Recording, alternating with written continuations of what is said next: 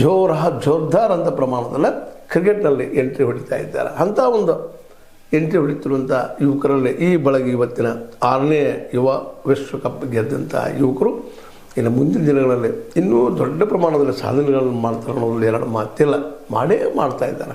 ಅದಕ್ಕೆ ಕಾರಣ ಅಂದರೆ ಆರ್ಥಿಕ ಸಪೋರ್ಟ್, ಬೆಂಬಲ. ಆ ಬೆಂಬಲ ಇವತ್ತು ನಮ್ಮ ಭಾರತದ BCCI ಕೊಡ್ತಾ ಇದ್ದೀನಿ. ಅದ್ರ ಬಗ್ಗೆ ಸಾಕಷ್ಟು ನಾವು ಕಾಮೆಂಟ್ ಮಾಡ್ತಾಯಿರ್ತೀವಿ, ಟೀಕೆ ಮಾಡ್ತಾಯಿರ್ತೀವಿ, ಕೆಲವೊಂದು ಆಯ್ಕೆ ಮಾಡ್ತಾರೆ ಅಂದರೆ ಇವತ್ತು ಯಾಕೋ ಏನೋ ದಿನನಿತ್ಯ ಈ ಮಕ್ಕಳು ಬೆಳೆಯೋದನ್ನು ನೋಡಿದಾಗ ಆ ಟೀಕೆಯನ್ನು ಹಿಂದೆ ತಗೊಳ್ಬೇಕಾಗ್ತದೇನೋ ಅನ್ನುವಂಥದ್ದು. ಆ ಸ್ವತಂತ್ರವಾಗಿರೋದರಿಂದಾಗಿ ತನಗೆ ಅನಿಸಿದ ಕೆಲವು ನಿರ್ಧಾರಗಳನ್ನ ಯಾವುದೇ ಬೆಲೆ ಮುರುವತ್ತಲ್ಲಿ ತೆಗೆದುಕೊಳ್ಳೋದ್ರಿಂದ ಇವತ್ತು ಒಳ್ಳೆಯ ಆಟಗಾರರು ಬರ್ತಾ ಇದ್ದಾರೆ ಅನ್ನುವಂಥದ್ದು. ಅದರಲ್ಲಿ ಇಲ್ಲೇ ಎಲ್ಲೋ ಒಂದಿಷ್ಟು ತಪ್ಪುಗಳಾಗ್ತಾ ಇರ್ತವೆ, ಆ ಮಾತು ಬೇರೆ. ಆದರೆ ಇವತ್ತು IPLನಿಂದಾಗಿ ಎಲ್ಲರಿಗೂ ಅವಕಾಶ ಸಿಗ್ತಾ ಇದೆ, ಎಲ್ಲ ಯುವಕರಿಗೆ. ನಾ ಇವತ್ತು ಆಡ್ತೀನಪ್ಪ ಅನ್ನುವಂಥ ವಿಶ್ವಾಸದಿಂದ ಹಾರ್ಡ್ ವರ್ಕ್ ಮಾಡುವಂಥ ವ್ಯಕ್ತಿ ಹೆಣ್ಣು ಗಂಡು ಇವತ್ತು ಹೆಣ್ಮಕ್ಳು ಸಹ ಸುಂದರವಾಗಿ ಆಡ್ತಾ ಇದ್ದಾರೆ. ಅದನ್ನು ಕಲ್ಪಿಸಿಕೊಂಡ್ರೆ ನಮ್ಮಲ್ಲಿ ಇನ್ನೂ ಅಷ್ಟು ಬರ್ತಾ ಇದ್ದಾರಪ್ಪ.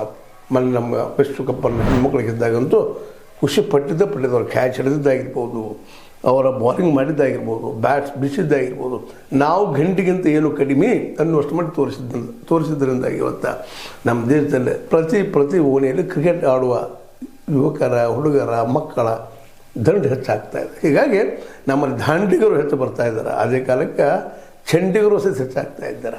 ಇದನ್ನೆಲ್ಲ ಗಮನಿಸಿದಾಗ ಕ್ರಿಕೆಟ್ ಮುಂದಿನ ದಿನಗಳಲ್ಲಿ ಇವತ್ತದು ವ್ಯಾಪಾರಿ ಆಗಿಬಿಟ್ಟದು, ವ್ಯಾಪಾರಿ ಕೇಂದ್ರ ಆಗಿಬಿಟ್ಟದು. IPL ಬಂತಂದ್ರೆ ಎಲ್ಲ ರೀತಿ ಅಲ್ಲಿ ಅವಘಡಗಳು ಆಗ್ತಾ ಇದ್ದಾವೆ. ನೋಡಿರಿ ಲಾಸ್ಟ್ ಟೈಮ್ RCB ಗೆದ್ದಾಗ ಏನಾಯಿತು ಬೆಂಗಳೂರಲ್ಲಿ ಅಂತೇಳಿ. ಅದ್ರ ಜೊತೆಗೆ ಇನ್ನೂ ಅಷ್ಟು ಹೇಳ್ಬೇಕಾಗಿದ್ದೇನಪ್ಪ ಅಂತಂದರೆ